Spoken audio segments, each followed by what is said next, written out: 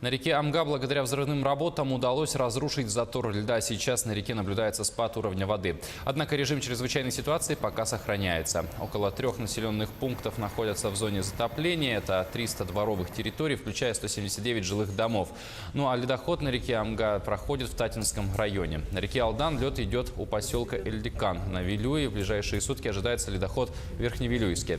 На реке Лена нижняя кромка наблюдается у Хангаласского района, верхняя у границы Алекминского и Ленского районов.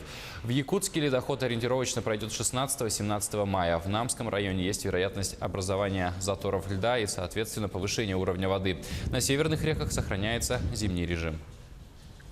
То, что сейчас в данное время уровень повышается, это обычное явление, это сам вот такие природные процессы. Во время ледохода всегда уровень повышается.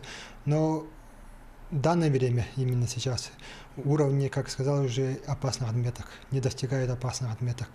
И в ближайшие сутки от такой опасности затопления в районе города Якутска и Хангаласского улуса пока не прогнозируется.